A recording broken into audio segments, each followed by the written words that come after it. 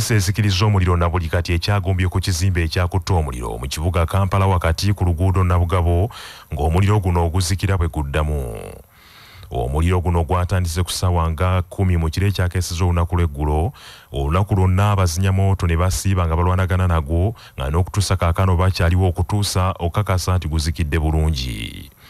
Akulira poliisi ezikiriza omuliro mu ggwanga Joseph Mugisa agambye nti obuzibu bwonna buva ku ndiboota z'engoye eziri mu kizimbe kino ku mwaliro ogwokusatu ng'endiboota zino bwe ziba ziyira amazzi empewo oluddamu eti nga ziddamu okukolera. Mugisa agambye nti kaakano omuliro guno tegukyali gw'amaanyi naye nga gukyabatawaanya.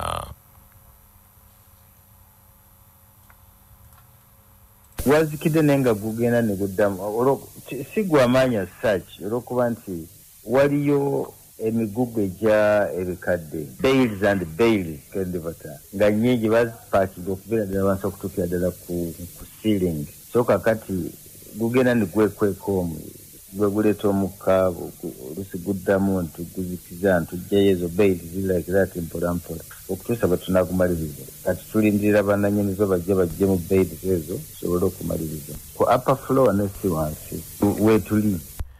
Abamu ku basuubuzi mu kibuga Kampala abakolera mu kikuubo abadde omuliro guno nga bakulembeddwamu kansala w'Esseguku ku lukiiko lwa disitulikiti y'e Wakiso Ibrahim Sekandi basabye gavumenti eyongere okusaawa enkola ez'amaanyi okuziyiza omuliro nga guno mu kibuga Kampala. N'alisabye gavumenti ya Uganda naddala mu kikuubo ekwate fire brigades bili eziteeke ku street za kikuubo for emergency. Singa omuliro guba gutandise nga basobola okuguzikiriza mu bwangu naye gavumenti ebiseera ebisinga erwawo okutuuka ewaba wagudde omuliro ate era gavumenti n'erwawo okufuna access ku bizimbe n'ekirala ebizimbe bino ebya mu Kampala bikadde naddala kati ng'ebyazimbwa ku mulembe gwa President Idi Amin Dada ebizimbe bino baali badde nga babikola innovation nga twakalubiziddwa nnyo tukufuna access ewava ekinyusi ky'omuliro. N'okutuusa kaakano poliisi tenazuula kituufu ekyavuddeko omuliro ogwo. Akabenje kagudde Busega mu bitundu by'e Rubaga mu Kampala. Mmotoka kika kya Spasio bweremeredde omugoba waayo ng'egaanye okusiba n'esaabala abantu mubadde n'omugoba wa boodabooda abadde aweesa omusaabaze era omusaabaze kigambibwa nti afiiriddewo. Mmotoka eno ebadde ewenyuka bwewo mu bitundu by'e Nateete ng'eyolekera bitundu by'e Busega.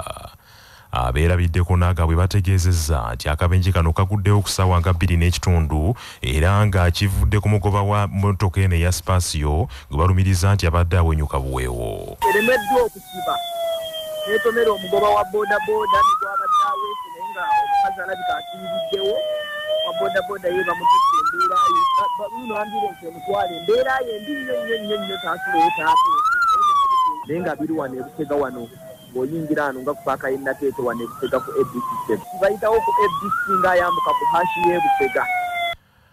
Kamalabyonna wa Buganda Charles Peter Mayiga asomoozezza abatandisi b'emirimu abalowooza ku magoba gokka ne batafa ku mpeereza esaanidde mu bantu nti bazizza empeereza mu by'obulambuzi emabega.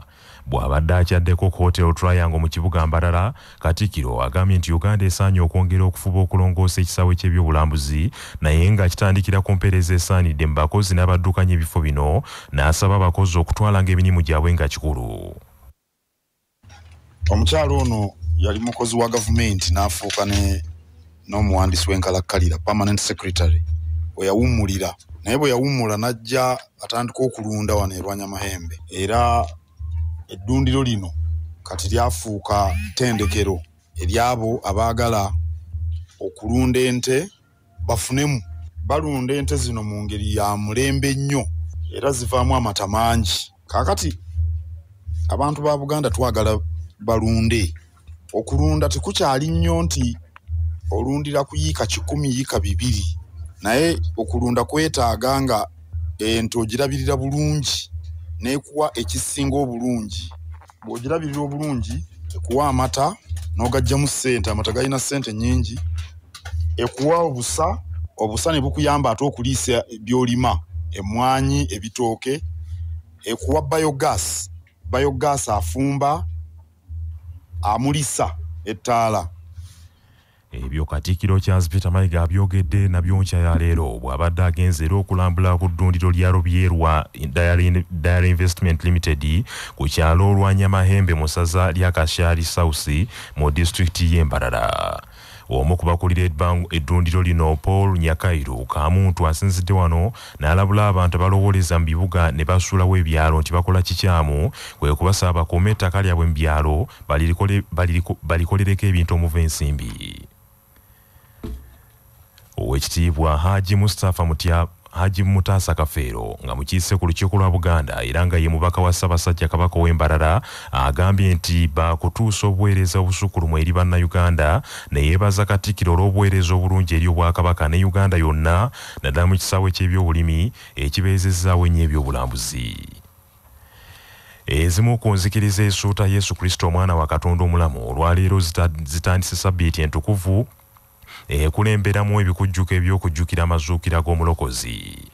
Mu Ssabbiiti eno abakkiriza bajjukira obulamu obwasembayo obwa Yesu Kristo ku nsi kuno omwalina okukomererwa ku musaalaba e Gologoosa ku Friday n'azuukira ku Sunday. Ssabbiiti eno etandika ne Sunday ey'okunyenya amatabi okujjukira olunaku Yesu Kristo lwe yayingira mu kibuga Yerusaalemi nga yeebagadde endogoyi. Abantu 10,000 abaali balindiridde Yesu mu kibuga Yerusaalemi bayalirira ebyambalo byabwe wakati mu nguudo Yesu mwe yayita era baakwata amatabi g'emiti n'ensansa ng'akabonero akalaga essanyu olw'okulaba ku mulokozi yajja okununula olulyo lw'omuntu. Sunday eno ey'okunyenya amatabi era ye Sunday esembayo y'ennaku ez'ekisiibo ng'Abakristo n'Abakristaayo bagenda n'amatabi gaabwe mu masinzizo okuweebwa omukisa agafuuke matukuvu. Amatabi ago tebagasuula bagatereka okutuuka ku mwaka oguddako era geegookebwa ne bajjamu evvu lye basiiga abantu mu mwaka oguddako. Ku lunaku lwa Holy Monday ne Holy Tuesday abakkiriza bajjukira Yesu lwe yakolimira omuti okutaali bibala n'okulongoosa yeekaalu, ate ku Holy Wednesday bajjukira olunaku Yuda Isikalioti lwe yalya mu Yesu olukwe. Ku Holy Thursday ne bajjukira Yesu lwe yanaasa abayigirizwa be ebigere n'okubasembeza ku mmeeza entukuvu. Olwo ku Good Friday olunaku olwo ne bajjukira olunaku lwe yakomererwa ku musaalaba e Gologoosa. Ku Holy Saturday abakkiriza lwe bafundikira ekisiibo mu butongole n'okujjukira okuwummula kwa Yesu Kristo mu magombe. Olwo ku Easter Sunday ne bajjukira okuzuukira kw'embafu okwazza essuubi ly'omwonoonyi. Chansala w'essaza ekkulu ery'e Kampala Reverend Father Dr. Pius Malese Ntumbwe asabye Abakristo okwejjukanya ebintu ebibasibidde mu kwonoona kubanga ne mu kiseera eky'ekisiibo bangi basigadde emitima mikalubo. Olunaku luno olusinga kukuzibwa nnyo mu ekereziya Katolika mu kanisa ya Uganda ne mbalokole ate nga yo ekereziya y'aba Orthodox mu nsi yonna. Olunaku olw'okunyenya amatabi okwayo kwakubaawo ku Sunday ejja ate nga Abadiventi b'okuzuukira kwa Yesu bakujaguliza wonna we baagalidde. Manya obuvuna obuddo obw'eddembe lyo tonyigirizibwa ddembe lyo ery'obwebange ddembe lyakutuusibwako Sahara Muchuzi Mix akanzaali akawembaazo obuwoomi obusukkulumu nga balina Sahara tangawizi tea amajaani agawa chaiwo eddekende.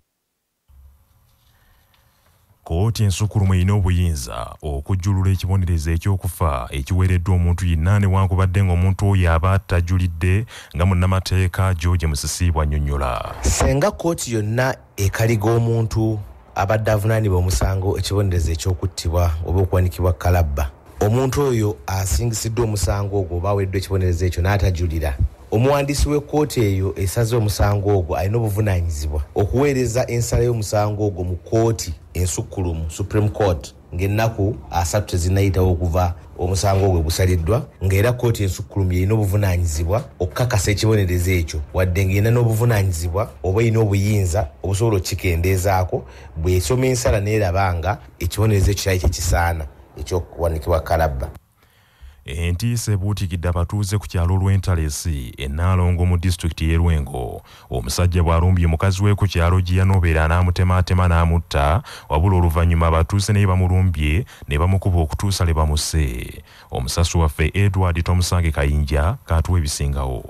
Ettemu lino libaddewo omusajja ayitibwa Kaddugala Deogratius wa myaka 46 egy'obukulu mutuuze w'Emiyaga mu muluka gw'e Malongo mu ggombolola y'e Malongo mu disitulikiti y'e Lwengo bw'ateeze mukyala we mu kasiko ng'omukyala ayitibwa Genyana Maclean ewaabwe ku kyalo ky'e Lwentalesi gy'abadde yanobera n'amutemaatema ejjambiya ku mutwe n'amutta. Omusajja ono waatemedde mukyala we, omukazi ono abadde aweesa omwana ow'omwezi ogumu mu mugongo ategerekeseko erinnya limu erya Muhanguzi. Abayisa ababadde bayitabo be bawulidde omwana akabira mu nsiko kwe kukyama ne basanga ng'omwana ali mu mugongo nga nnyina bamutemyetemye yafudde dda. Kino nno kitabudde abatuuze abateebereza era ne balumba omusajja ono kaddugala ku kyalo kye Lw'Emiyaga e Malongo gwe basanze nga yeesibidde mu nnyumba ye ne bagikoonakona yonna negwa ku ttaka okutuusa lwe bamuggyeeyo ne bamukuba naye ne bamutta. Poliisi okuva ekyaza ng'etuuse ng'ekulemberwamu OC Station Kahuma Pamela emirambo gyombi ne gigibwayo ne gitwalibwa mu ddwaliro lya Kyazanga Health Center 4. Poliisi etandise omuyiggo ogw'abantu abasse omusajja ono eyasse mukyala we era wano omumyuka wa RDC w'e Lwengo Kambugu Robert kwe kulabula abatuuze ku ky'okutwalira amateeka mu ngalo era n'abalabula ne ku butabanguko mu maka. Tomusange Kayinja ku lwa CBS Masaka City.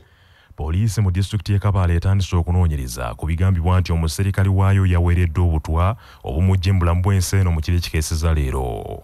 Omuserikale afudde ye Habyarimana Peter ng'ono wa myaka 38 field officer ng'abadde akolera mu disitulikiti y'e Kabale.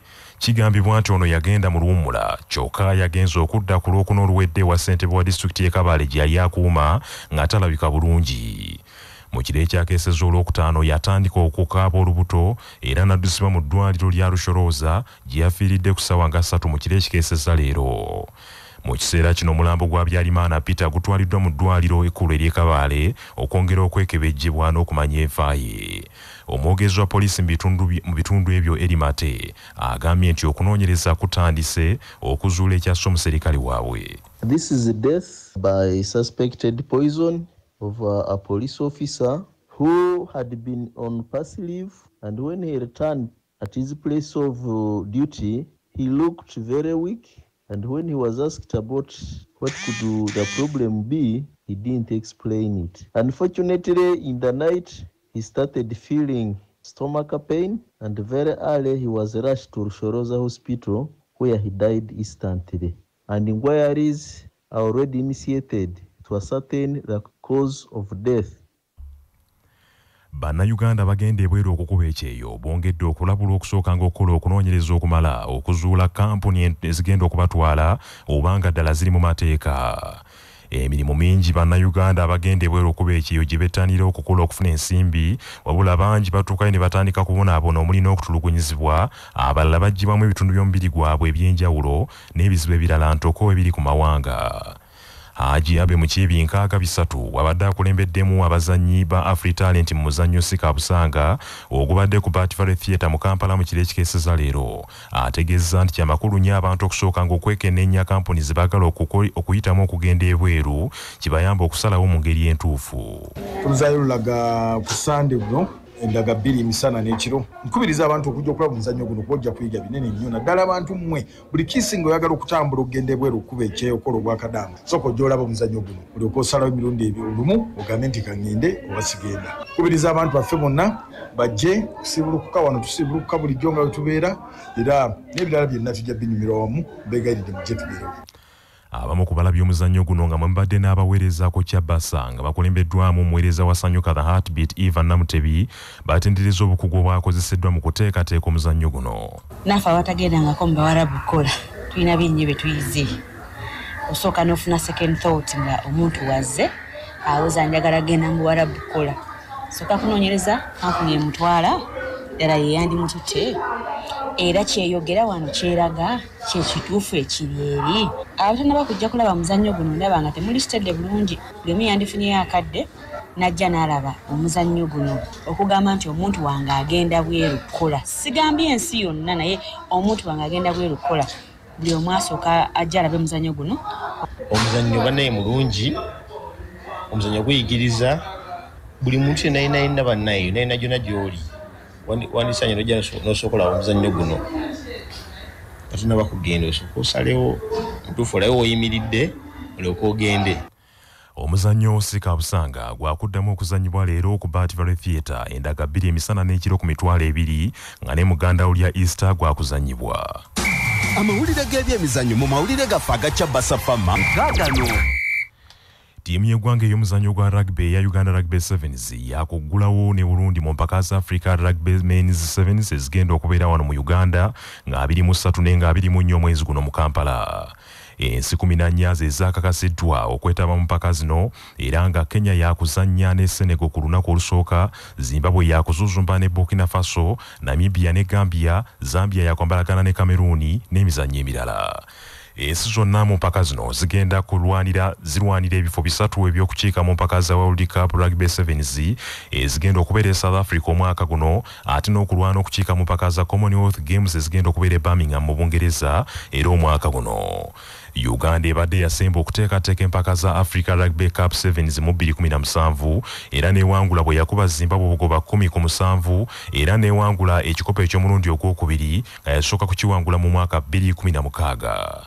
Kenya be bannatamegwa b'empaka ezaasembayo mu 2019 era kinajjukirwa nti mu mwaka 2022 empaka zino tezaazannyibwa olw'ekirwadde ekya COVID. Bannaffe amawulire ag'essaawa eno kangamalirize mu bufunze. Poliisi ezikiriza omuliro na buli kati ekyagombye ku kizimbe ekyakutte omuliro mu kibuga Kampala ku luguudo Nabugabo ng'omuliro guno Guzikila Bweguddamu. Akabenje kagudde Busega ku ssaawa 2:30 ez'okunkya, mmotoka kika kya Spasio bweremeredde omugoba waayo ng'egaanye okusiba n'esaabala abantu omubadde n'omugoba wa boodabooda abadde atisse omusaabaze era kitegerekese nti omusaabaze yandiba ng'afiiriddewo. Ezimu ku nzikiriza ezisuuta Kristo omwana wa Katonda omulamu leero zitandika Sabbiiti entukuvu ekulemberamu ebikujjuko eby'okujjukira amazuukira g'omulokozi. Bannaffe ag'essaawa eno bwe gatyo bigagenze. Sigala naffe ku CBS FM ey'obujjajja. Nze Joshua Musaasizi Nsubuga agundegunda omuteregga.